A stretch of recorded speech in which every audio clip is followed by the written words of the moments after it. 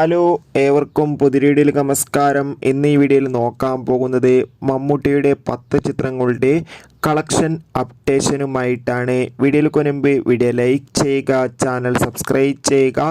അതോടുകൂടി ഈ വീഡിയോയുടെ സെക്കൻഡ് പാർട്ട് വീഡിയോ വേണമെങ്കിൽ തീർച്ചയായും കമൻറ്റ് ബോക്സിൽ രേഖപ്പെടുത്താൻ വേണ്ടി ശ്രമിക്കുക. ആദ്യമായി നോക്കാൻ പോകുന്നത് 2015 തിയേറ്ററുകളിൽ റിലീസ് ചെയ്ത ചിത്രമായിരുന്നു ഫയർമാൻ. ചിത്രത്തിൽ മമ്മൂട്ടിയുടെ കൂടെ തന്നെ ഉണ്ണി മുകുന്ദനും ഒരു പ്രധാന വേഷത്തിലെത്തിയിട്ടുണ്ടായിരുന്നു. ചിത്രത്തിന് ഒരു ആവറേജ് അഭിപ്രായം തന്നെ സ്വന്തമാക്കാൻ വേണ്ടി സാധിച്ചിട്ടുണ്ടായിരുന്നു.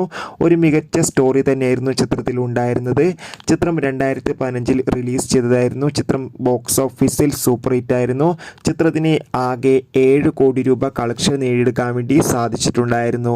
പട്ടികയിൽ രണ്ടാമത്തെ ചിത്രമാണ് മമ്മൂട്ടി, നയൻതാര എന്നൊക്കെ പ്രധാന കഥാപാത്രങ്ങളായിട്ട് 2015 റിലീസ് ചെയ്ത ചിത്രമായിരുന്നു ഭാസ്കർ ദി റാസ്കൽ.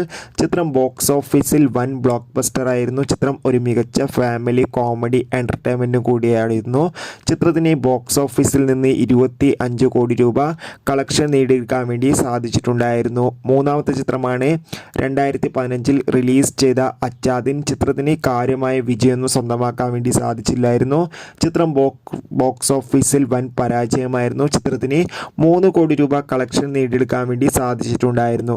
പട്ടികയിലെ നാലാമത്തെ ചിത്രമാണ് 2015 റിലീസ് ചെയ്ത ഉട്ടോപ്യയിലെ രാജാവ്.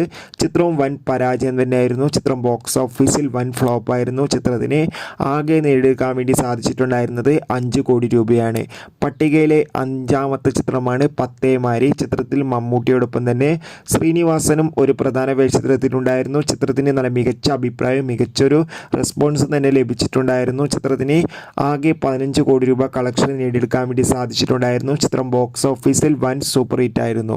പട്ടികയിലെ ആറാമത്തെ ചിത്രമായിരുന്നു 2016 റിലീസ് ചെയ്ത കസബ.